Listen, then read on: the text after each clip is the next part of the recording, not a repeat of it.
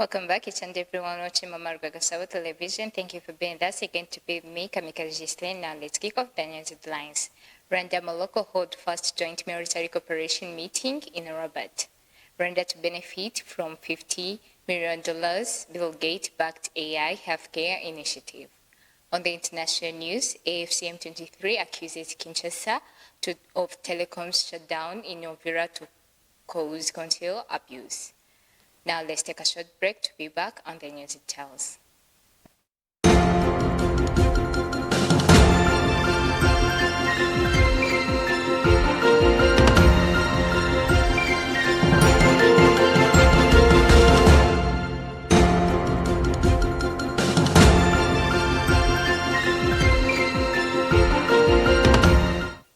Welcome back. This is the news in Rwanda. The first meeting of the Joint Commission for Military Cooperation between Rwanda and Morocco was held in Rabat from January 18 to 22, 2026, marking a new phase in defense relations between the two countries.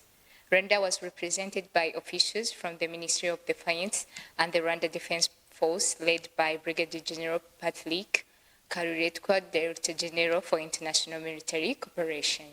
The meeting focused on strengthening collaboration between the RDF and the Royal Moroccan Armed Forces in line with the military cooperation agreement signed in June 2025.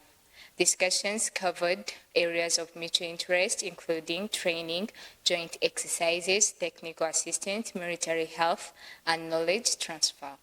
The Commission builds on growing bilateral ties reinforced by a November 2025 visit to Morocco by Rwanda's Chief of Army Staff, Major General Vincent Nyakarundi, who praised the strong partnership.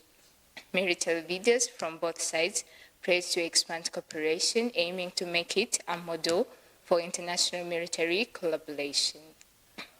Moving ahead, Rwanda is set to benefit from a $50 million artificial intelligence healthcare initiative announced by American billionaire and Gates Foundation co-chair Bill Gates on January 21, 2026.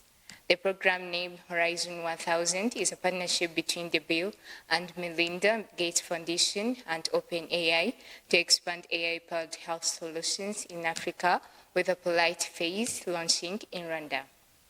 Horizon 1000 aimed to equip 1,000 primarily healthcare clinics and their surrounding communities with AI tools by 2028, enhancing diagnosis, resource allocation, and health system decision-making while supporting, not repressing, health workers.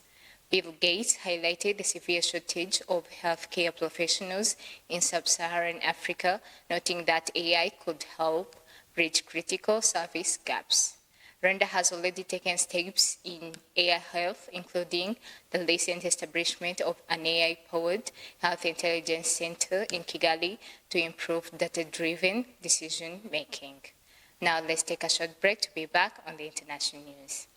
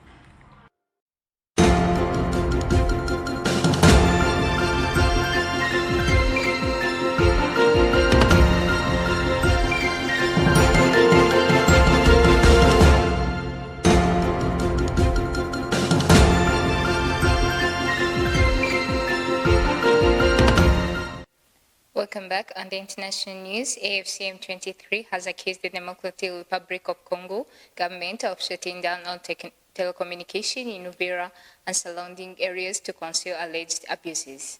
According to the rebel movement, the shutdown has left residents unable to make phone calls or access the internet, impeding communication in the strategic South Kivu city.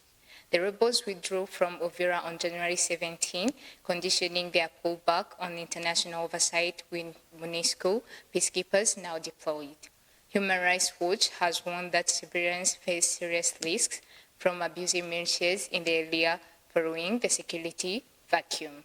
Proceeding our international news, lawmakers in the European Union Parliament on Wednesday voted to refer to court a newly signed trade deal with the South America's Mercosur.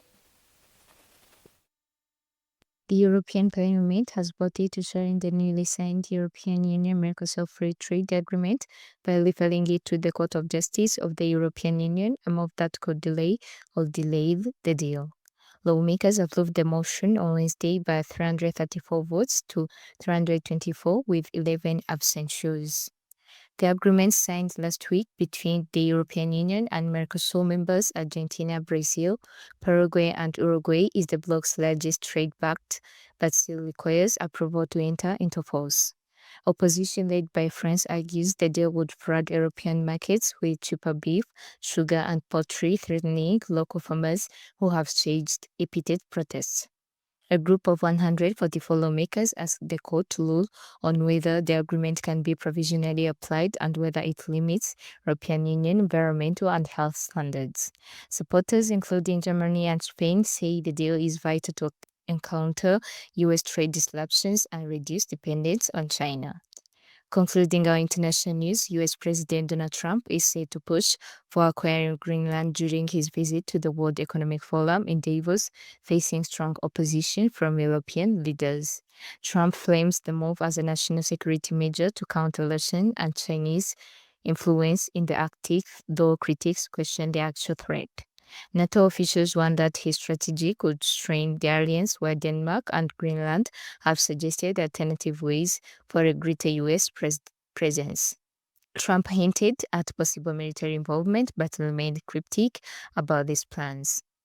Beyond Greenland, Trump aims to highlight US economic achievements, unveil a housing plan allowing 401 funds for home purchases, and meet leaders from Switzerland, Poland, and Egypt.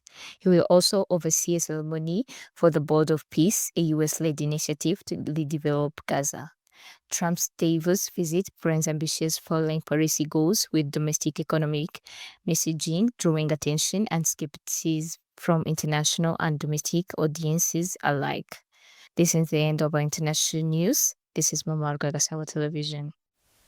As we come to the end of our news edition, let's remind you of the top stories that we talked about.